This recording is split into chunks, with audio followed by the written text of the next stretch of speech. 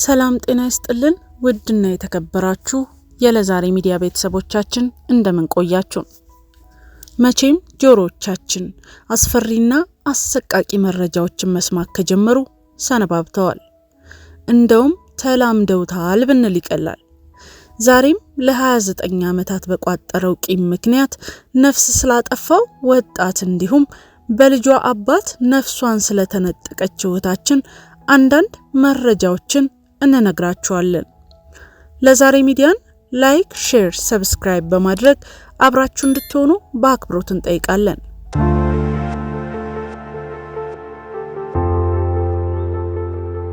ለ29 ዓመታት በቋጠረው ቂም ተነሳስቶ የነፍስ ግድያ ወንጀል የፈጸመው ተከሳሽ ግለሰብ የቅጣት ውሳኔ ተላለፈበት።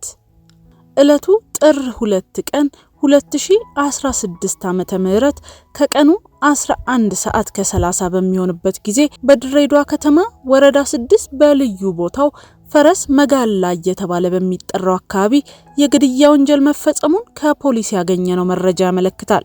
የድሬዳዋ ፖሊስ ጠቅላይ መምሪያ በወንጀል ምርመራ ዘርፍ የሰው መግደልና ልዩ ልዩ ወንጀሎች ምርመራ ዲቪዥን ኃላፊ የሆኑት ኢንስፔክተር ተመስገን ተሰማ ለድሬ ፖሊስ ሚዲያ እንደገለጹት ተከሳሽ ሳሙኤል ኃይሌ ተፈራ ከዛሬ 29 ዓመት በፊት ከባለቤቱ ጋር በሟች ቤተሰብ መኖሪያ ግቢ ውስጥ ተከራይቶ በጉርብትና አብረው ይኖሩ እንደነበር ተናግረው ታዲያ በአንዲት ቀን ተከሳሽ ሳሙኤል ኃይሌ ሟች ግለሰብ ባለቤቴን አማግጦብኛል የሚል ጥርጣሬን በማሳደሩ በመካከላቸው የነበረው ሰላም በመደፍረሱ ለመለያየት ይገደዳሉ።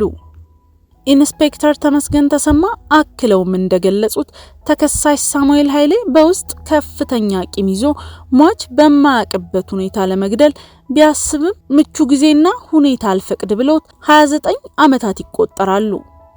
ታዲያ ከዚህ ሁሉ ዓመታት በኋላ ተከሳሽ ሳሙኤል የህብረት ባንክ ጥበቃ ስራ ተቀጥሮ በሚሰራበት ወቅት ለጥበቃ የታጠቀውን ክላሽንኮቭ የጦር መሳሪያ ከ30 ፍሬ ጥይት ጋር ይዞ መደበኛ ስራውን በመስራት ላይ ሳለ በዛው አካባቢ በሹፍርና ስራ የተሰማራው ሟች ውሃ ለመግዛት ወደ ሱቅ በሚሄድበት ጊዜ ተመልክቶት ለ29 ዓመታት ያቄመውን ቂም ለመወጣት የታጠቀውን መሳሪያ እንደምቹ ሁኔታ በመጠቀም ሟች ግለሰብን በአንድ ጥይት ጀርባውን መቶ መሬት ከጣለው በኋላ በተኛበት ደጋግሞ ጭንቅላቱንና የተለያዩ የሰውነት ክፍሉን በጥይት በመምታት የግድያ ወንጀሉን ከፈጸመ በኋላ ለማምለጥ ሲሞክር የቀጠናው ፖሊስ አባላት ከአካባቢው ህብረተሰብ ጋር በመተባበር በቁጥጥር ስር ሊውል መቻሉን ኢንስፔክተር ተመስገን ተሰማ ተናግረዋል። በዚህ ጉዳዩን ለማጣራት የተዋቀረው የምርመራ ቡድን ጉዳዩን አጣርቶ በፍትህ ሚኒስቴር ድሬዳዋ ቅርንጫፍ ጽህፈት ቤት የመሰረተውን የክስ መዝገብ የፌዴራሉ ከፍተኛ ፍርድ ቤት ከ2016 ዓመተ ምህረት እስከ 2017 ዓመተ ምህረት ድረስ የክስ መዝገቡን ሲመረምር ቆይቶ መጋቢት 23 ቀን 2017 ዓመተ ምህረት በዋለው ችሎት ተከሳሽ ሳሙኤል ኃይሌ ተፈራን በቀረበበት የሰውና የሰነድ ማስረጃ ጥፋተኛ ሆኖ በማግኘቱ በ16 ዓመት እስራት እንዲቀጣ ውሳኔ አስተላልፎበታል።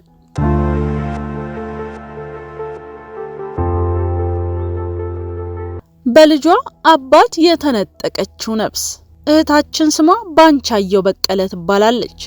አርባ ምንጭ ከተማ በተለምዶ ልማት ተብሎ በሚጠራ አካባቢ ወዜ በሚባል ቀበሌ ተወልዳ ያደገች ሲሆን የአንድ ልጅ እናትም ነች። ከ6 ዓመት በፊት ከባለቤቷ ጋር አንድ ላይ የኖሩ ብዙም ሳይቆዩ ይለያያሉ። እንዲሁም እሷ በእናቷ ቤት ሆነው አንዳንዴ በውጭ ይገናኛሉ።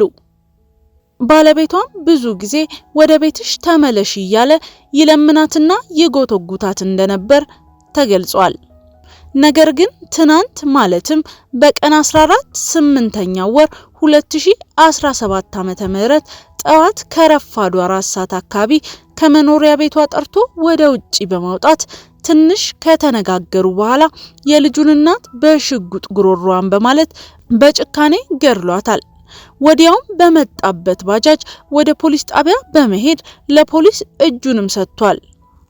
ለሌሎች ማስተማሪያ የሚሆን ትክክለኛ ፍትህ ለዚህች እህታችን እየጠየቅን ለዛሬ ሚዲያ በሞቱት ወገኖቻችን ምክንያት የተሰማንን ጥልቅ ሐዘን እየገለጽን ለሟች ነፍስ ይማር፣ ለቤተሰብ ደግሞ መጽናናትን ያድልልን እያልን ለዛሬ ሚዲያን እየተከታተላችሁ አብራችሁን ስለቆያችሁ እናመሰግናለን።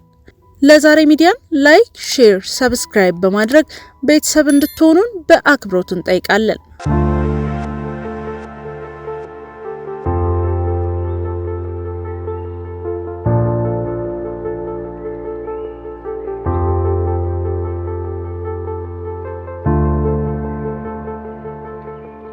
ሰላም ጤና ይስጥልን። ውድና የተከበራችሁ የለዛሬ ሚዲያ ቤተሰቦቻችን እንደምን ቆያችሁ? መቼም ጆሮዎቻችን አስፈሪና አሰቃቂ መረጃዎችን መስማት ከጀመሩ ሰነባብተዋል። እንደውም ተላምደውታል ብንል ይቀላል። ዛሬም ለ29 ዓመታት በቋጠረው ቂም ምክንያት ነፍስ ስላጠፋው ወጣት እንዲሁም በልጇ አባት ነፍሷን ስለተነጠቀች እህታችን አንዳንድ መረጃዎችን እንነግራችኋለን። ለዛሬ ሚዲያን ላይክ፣ ሼር፣ ሰብስክራይብ በማድረግ አብራችሁ እንድትሆኑ በአክብሮት እንጠይቃለን።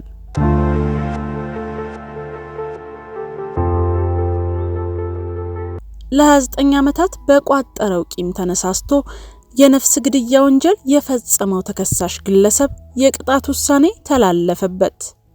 ዕለቱ ጥር 2 ቀን 2016 ዓመተ ምህረት ከቀኑ 11 ሰዓት ከ30 በሚሆንበት ጊዜ በድሬዳዋ ከተማ ወረዳ 6 በልዩ ቦታው ፈረስ መጋላ እየተባለ በሚጠራው አካባቢ የግድያ ወንጀል መፈጸሙን ከፖሊስ ያገኘነው መረጃ ያመለክታል።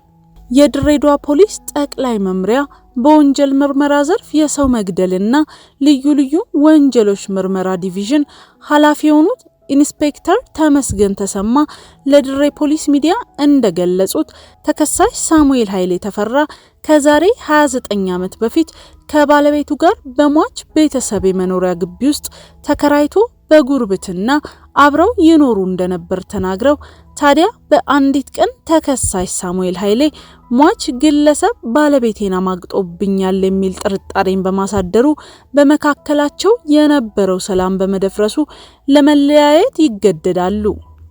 ኢንስፔክተር ተመስገን ተሰማ አክለውም እንደገለጹት ተከሳሽ ሳሙኤል ኃይሌ በውስጥ ከፍተኛ ቂም ይዞ ሟች በማያውቅበት ሁኔታ ለመግደል ቢያስብም ምቹ ጊዜና ሁኔታ አልፈቅድ ብሎት 29 ዓመታት ይቆጠራሉ። ታዲያ ከዚህ ሁሉ ዓመታት በኋላ ተከሳሽ ሳሙኤል የህብረት ባንክ ጥበቃ ስራ ተቀጥሮ በሚሰራበት ወቅት ለጥበቃ የታጠቀውን ክላሽንኮቭ የጦር መሳሪያ ከ30 ፍሬ ጥይት ጋር ይዞ መደበኛ ስራውን በመስራት ላይ ሳለ በዛው አካባቢ በሹፍርና ስራ የተሰማራው ሟች ውሃ ለመግዛት ወደ ሱቅ በሚሄድበት ጊዜ ተመልክቶት ለ29 ዓመታት ያቄመውን ቂም ለመወጣት የታጠቀውን መሳሪያ እንደምቹ ሁኔታ በመጠቀም ሟች ግለሰብን በአንድ ጥይት ጀርባውን መቶ መሬት ከጣለው በኋላ በተኛበት ደጋግሞ ጭንቅላቱንና የተለያዩ የሰውነት ክፍሉን በጥይት በመምታት የግድያ ወንጀሉን ከፈጸመ በኋላ ለማምለጥ ሲሞክር የቀጠናው ፖሊስ አባላት ከአካባቢው ህብረተሰብ ጋር በመተባበር በቁጥጥር ስር ሊውል መቻሉን ኢንስፔክተር ተመስገን ተሰማ ተናግረዋል። በዚህ ጉዳዩን ለማጣራት የተዋቀረው የምርመራ ቡድን ጉዳዩን አጣርቶ በፍትህ ሚኒስቴር ድሬዳዋ ቅርንጫፍ ጽህፈት ቤት የመሰረተውን የክስ መዝገብ የፌዴራሉ ከፍተኛ ፍርድ ቤት ከ2016 ዓመተ ምህረት እስከ 2017 ዓመተ ምህረት ድረስ የክስ መዝገቡን ሲመረምር ቆይቶ መጋቢት 23 ቀን 2017 ዓመተ ምህረት በዋለው ችሎት ተከሳሽ ሳሙኤል ኃይሌ ተፈራን በቀረበበት የሰውና የሰነድ ማስረጃ ጥፋተኛ ሆኖ በማግኘቱ በ16 ዓመት እስራት እንዲቀጣ ውሳኔ አስተላልፎበታል።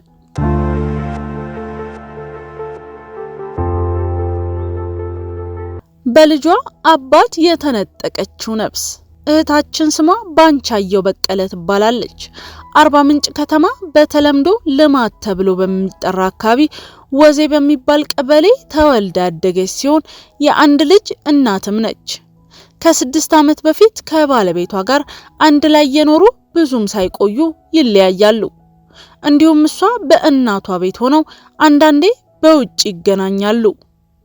ባለቤቷም ብዙ ጊዜ ወደ ቤትሽ ተመለሽ እያለ ይለምናትና ይጎተጉታት እንደነበር ተገልጿል። ነገር ግን ትናንት ማለትም በቀን 14 8ኛው ወር 2017 ዓመተ ምህረት ጠዋት ከረፋዱ 4 ሰዓት አካባቢ ከመኖሪያ ቤቷ ጠርቶ ወደ ውጪ በማውጣት ትንሽ ከተነጋገሩ በኋላ የልጁን እናት በሽጉጥ ጉሮሮዋን በማለት በጭካኔ ገድሏታል። ወዲያውም በመጣበት ባጃጅ ወደ ፖሊስ ጣቢያ በመሄድ ለፖሊስ እጁንም ሰጥቷል። ለሌሎች ማስተማሪያ የሚሆን ትክክለኛ ፍትህ ለዚህች እህታችን እየጠየቅን ለዛሬ ሚዲያ በሞቱት ወገኖቻችን ምክንያት የተሰማንን ጥልቅ ሐዘን እየገለጽን ለሟች ነፍስ ይማር፣ ለቤተሰብ ደግሞ መጽናናትን ያድልልን እያልን ለዛሬ ሚዲያን እየተከታተላችሁ አብራችሁን ስለቆያችሁ እናመሰግናለን። ለዛሬ ሚዲያን ላይክ፣ ሼር፣ ሰብስክራይብ በማድረግ ቤተሰብ እንድትሆኑን በአክብሮት እንጠይቃለን።